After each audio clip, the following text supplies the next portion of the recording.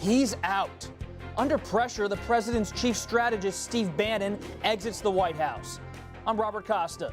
We discuss Bannon and the political turbulence sparked by the tragedy in Virginia tonight on Washington Week. You had a group on one side that was bad, and you had a group on the other side that was also very violent. And nobody wants to say that, but I'll say it right now. A defining moment. Nazis go home! Nazis go home! I think there's blame on both sides. You had some very bad people in that group, but you also had people that were very fine people on both sides. What about the alt-left that came charging at the, as you say, the alt-right? Do they have any semblance of guilt? Another national inflection point. This little light of mine, I'm gonna let it shine. A new test of leadership. Did President Trump meet the moment? And where does America go from here? Plus, inside the White House, Chief Strategist Steve Bannon is pushed out. We cover it all with Jeff Bennett of NPR, Shauna Thomas of Vice News, Michael Shear of Time Magazine, and Molly Ball of The Atlantic. Celebrating 50 years, this is Washington Week. Once again, live from Washington, moderator Robert Costa. Good evening. After weeks and months of speculation, Steve Bannon, he has been relieved of his duties as the president's chief strategist. Bannon, the former head of Breitbart News, championed Mr. Trump's populist campaign message to help him get elected last year.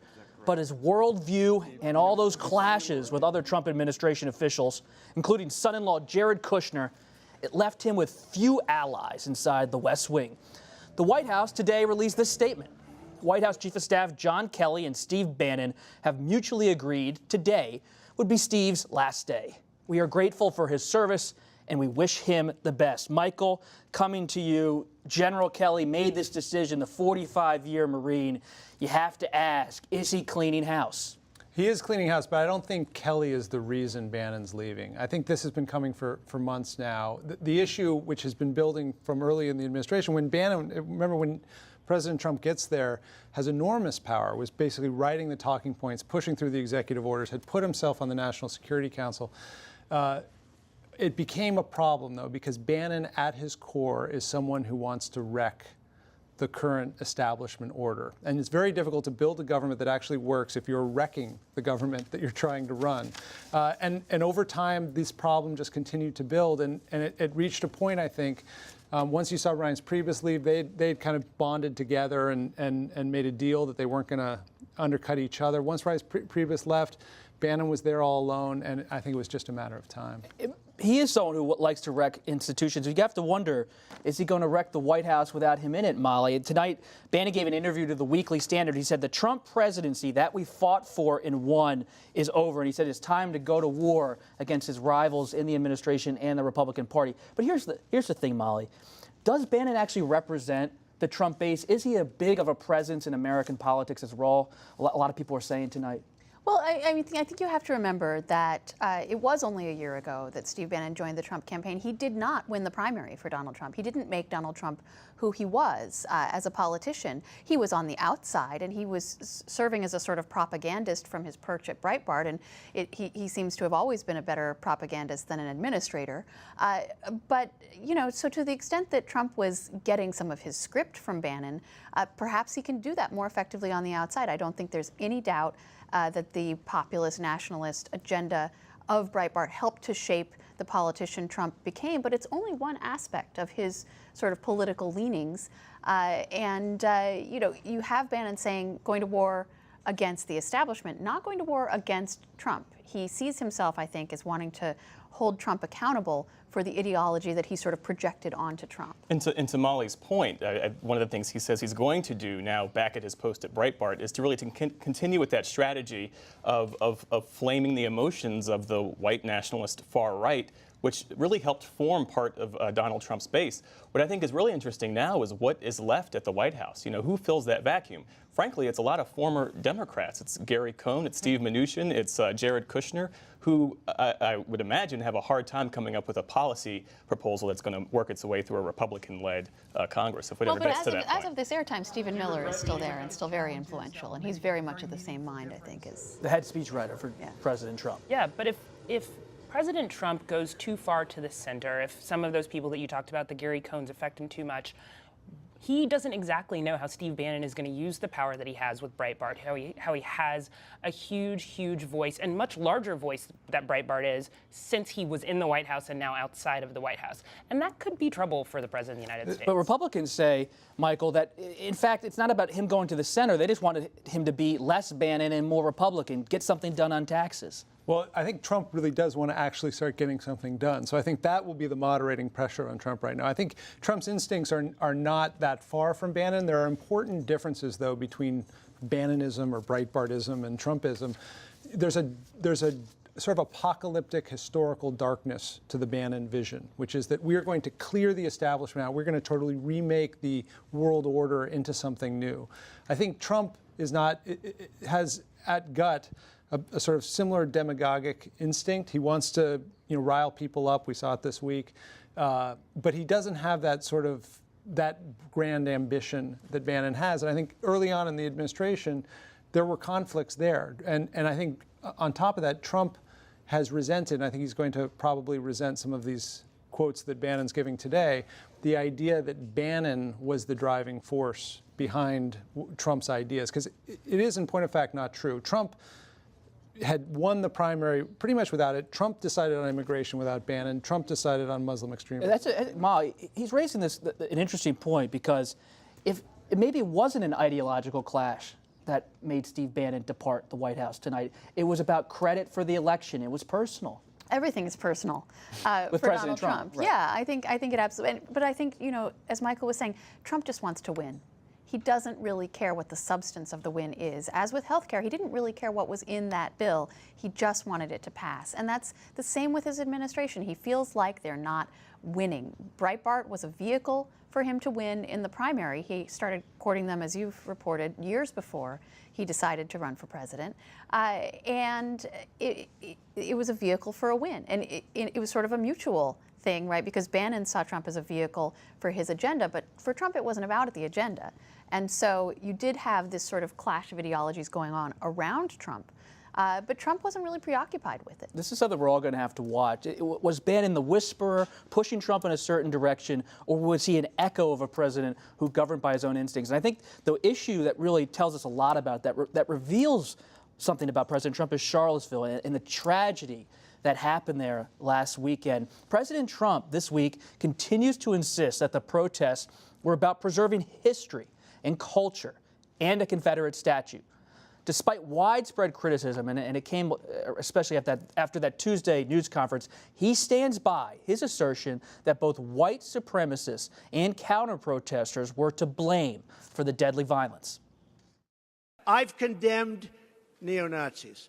I've condemned many different groups, but not all of those people were neo-Nazis, believe me. Not all of those people were white supremacists by any stretch. I think there's blame on both sides, and I have no doubt about it, and you don't have any doubt about it either. Now let's take a look at a clip from this vivid documentary by HBO's Vice News Tonight that captured last weekend's demonstrations. Jews will not replace us! Jews will not replace us! Blood and soil! Blood and soil! Whose streets? Our streets! Whose streets? Our streets! Whose streets? Our streets! I'm here to spread ideas, talk, in the hopes that somebody more capable will come along and do that. Somebody like Donald Trump, who does not give his daughter to a Jew. So Donald Trump, but like more racist. A lot more racist than Donald Trump. I don't think that you could feel about race the way I do and watch that Kushner walk around with that beautiful girl. I wanted to show that. It's shocking video. It's chilling video. But it tells us a lot, Shauna. And Vice News, your organization, has done some amazing reporting on this. But the thing that struck me, I think so many other people, after they watched that kind of footage inside the protests, is that these protesters weren't wearing masks. No. They were clean cut. They were proud to be there. And they wanted to talk to Ellie Reeve, our correspondent. And why was that? Who are these people? So one of the things that Ellie said was, one, they were incredibly organized, but a lot of them are sort of college-educated white males. And what they found via the internet is a community that says these thoughts are okay, and that there are more people who think like you.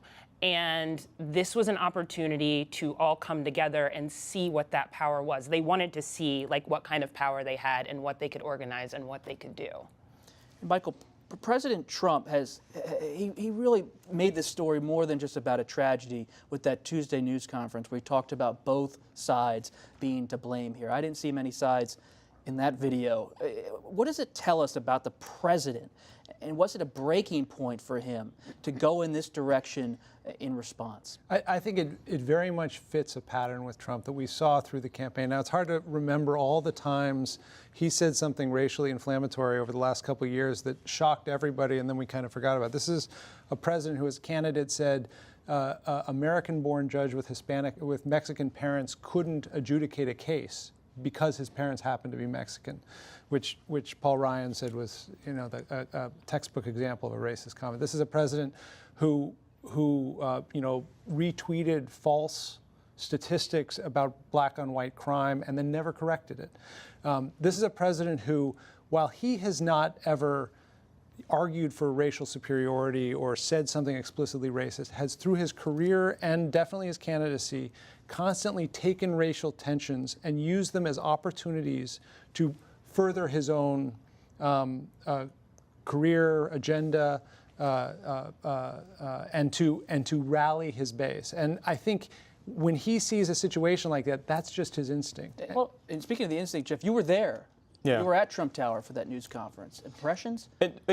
What struck me initially was that all it took was one reporter question for the president to launch into that, half hour or so, a really combative back and forth in which he made clear that his original statements were the ones that he intended to stand by, that he saw no distinction between the white supremacists and the people who were there protesting in opposition to the message that they were trying to propagate. Well, and I think to your point, Michael, we can go back further than that. We can go back to the fact that he saw that the birtherism argument worked when it came to President Obama, and he was considering running for something at that point, and that he got great feedback from certain parts of the country because he was trying to look for President Obama's birth certificate. This is, the pattern can go back to the Central Park Five. Right. I think Molly, going off of Shauna's point, you've been a student of the right your entire career. And I was reading Richard Hofstadter's Paranoid Style in American Politics. It's a book that came out in 1964, the year Barry Goldwater was the Republican nominee, and it talked about the John Birch Society and these anti-communist and anti-globalist groups on the right. And so it goes back to Central Park Five, it goes back to birtherism, but we've seen, it's beyond President Trump. We've seen the right and the Republican Party grapple with this element for a long time. We have, but it's really empowered right now for a couple of reasons. I think Michael's point is really important, that these people may be a tiny fringe in any one particular community, but the internet gives them a way to find each other and to come together. And existing institutions don't have any power to be gatekeepers, right? This is the sort of larger phenomenon of political organizing in the internet age. People can find each other, and institutions that once could serve as a brake on that, like political parties, like the media, they are not able to get in the way of these kinds of things, for better and worse. And then you do have this strain that's always existed, this radical strain, but politicians have the power to embolden or to quash this type of sentiment. And for a long time, most of the leaders of the Republican Party have seen fit to try to quash it, or at least to quash the overt expressions of it. Now, you might argue that they cynically used some of these sentiments as sort of dog whistles, but Trump is not using a dog whistle, he's using a people whistle. Everyone can hear it. He's saying it out loud, and that really does embolden people and bring them out, as opposed to, the John Birch Society, which William F. Buckley famously excommunicated from the Republican Party, said, we don't want your votes. Trump will not say to these people, we don't want your votes. Let's talk about this, because Republicans mostly denounced the groups behind the violence, but they were reluctant to criticize the president's remarks. The sharpest criticism, it came from two Southern senators, Tim Scott of South Carolina and Bob Corker of Tennessee. What we want to see from our president is clarity and moral authority, and that moral authority is compromised when Tuesday happens. There's no question about that. I think our president needs to take stock of the role that he plays in our nation and move beyond himself. He also recently has not demonstrated that he understands the character of this nation. Shauna, it was you were the reporter sitting down with Senator Tim Scott, the lone African-American Republican in the United States Senate, and he's talking about the moral authority of a Republican president. Yeah, he brought that up himself. I mean, I had a question ready to go about moral authority, and he's the one who was questioning President Trump's moral authority. I think it is important to note that he did not say the president has fully lost his moral authority, but that he's waiting to see what else the president does, that he thought Monday's comments were something that helped after Saturday. Tuesday took him down a different path, a wrong path, and one of the points he made was, we'll see if he has enough moral authority when we get to the debt ceiling conversation. We'll see how can he help the Republicans actually achieve some of their goals. Because the thing is, and Senator Scott said this, they are going to have to work with the president to get some of these things done. He has to sign the paper. And one wonders whether Republicans and certainly Democrats are willing to paper over sort of the political and moral chasm that is left in the wake of the president's comments.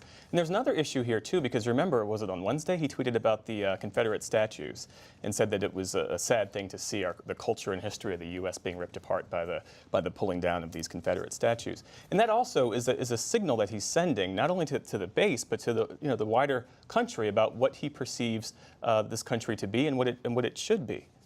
I think it's one thing if a candidate does this, it's one thing if a pundit does this on TV, it's something else when a president does this. And I think the backlash that Trump is now experiencing, he lost his corporate boards, all the corporate advisors.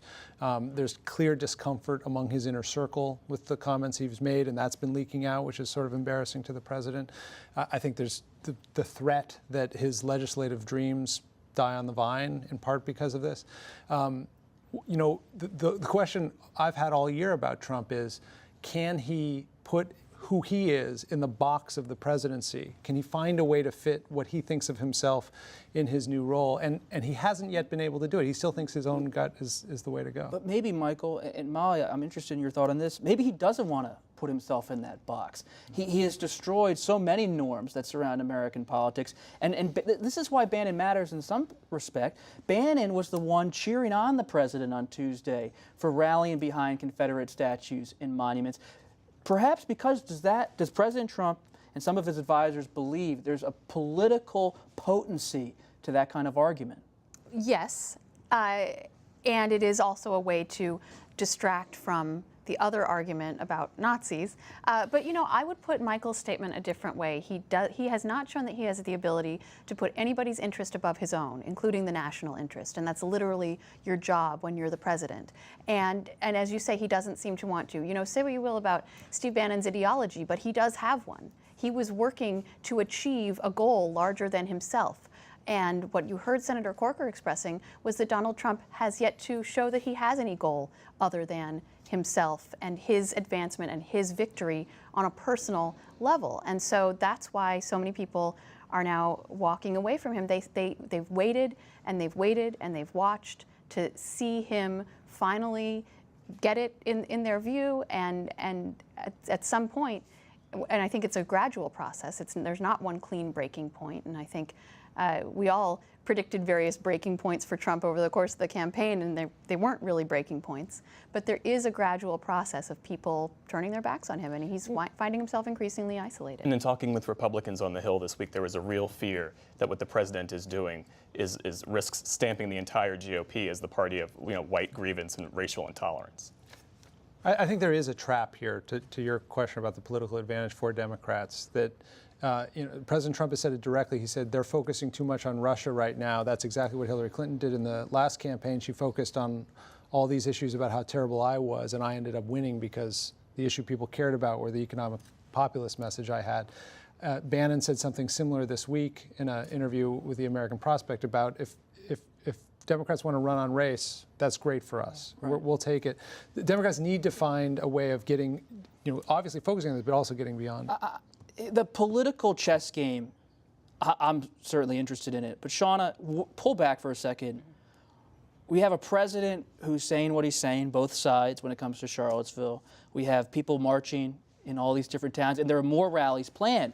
You look at the schedule, there are more in Boston and different cities about Confederate statues and history, so we can expect more of this.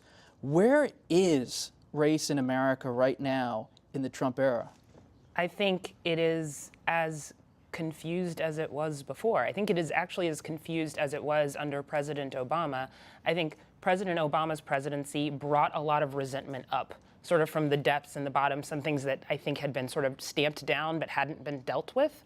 And President Trump seemed to, especially during the campaign, give rise to people who had some of those resentments, and some of those are economic, but they're also racial, and it all gets tied together, and say, I feel your pain in his own way. It's okay to have that pain. And now what we're faced with is we are seeing it in the streets, and we're going to have an actual real conversation with it, including the senators like Senator Scott, like Senator Langford, all these people. They have to rise to this occasion. Yeah, I spent the past week just in disbelief that we're sort of relitigating the Civil War in so many different ways. I will say this, though. I think it actually is a gift in some ways to have a very explicit conversation about race out loud, free from all of sort of like the passive-aggressive proxy wars that we had during the Obama years. If we actually have that conversation. Yeah, that's right. Do you think this is an actual conversation we're having right now in this country? I think it can be. I think it can be, particularly as lines are drawn in the sand, and Republican office holders, Democratic lawmakers have to stay on which side of on the sand. But the conversation President Trump's going to want to have is how terrible is Antifa and the alt-left. So he's going to constantly be pushing in these other directions, and so it'll happen if it happens, despite the president, I think. That's right. I mean, I think that's why Senator Scott agreed to talk to Vice News. I think, and he's going to talk to Face the Nation, is that he knows he has a unique role in this country right now as the only black Republican senator, that he can try to focus that conversation a little bit, and I think he knows he has to do that. Molly, the Democratic point that was made, Democrats are trying to bring down now the Confederate statues inside of the United States Capitol. They seem to be moving pretty aggressively against the president. How does that end? I think that's basically a political trick to get the Republicans to comment on that issue, bring them into it, because the real political problem for the Democratic Party is that Donald Trump is not on the ballot in 2018. The Republican Party is, and people largely see a separation, accurately, between Donald Trump and the Republican Party. Just because voters disapprove of the president doesn't necessarily mean they're going to vote against their local Republican senator or member of Congress. And so you have the Democrats repeatedly, and they faulted Hillary for not doing enough of this during the campaign, repeatedly trying to tie the Republican Party to what they see as the sins of Trump, repeatedly trying to implicate the Republican Party, because they realize it's not going to be enough for them just to put the congressman next to Trump in an ad or to decry him not denouncing. You've got to have more than that. I'd love to just sit here with you all and keep talking. Unfortunately, we have to leave you at home. And thanks, everybody, tonight for watching. Our conversation will continue online on the Washington Week Extra, where we'll talk about a Senate race that's testing red state Republican loyalties in the age of President Trump. You can find that later tonight at pbs.org/WashingtonWeek. I'm Robert Costa. See you next time.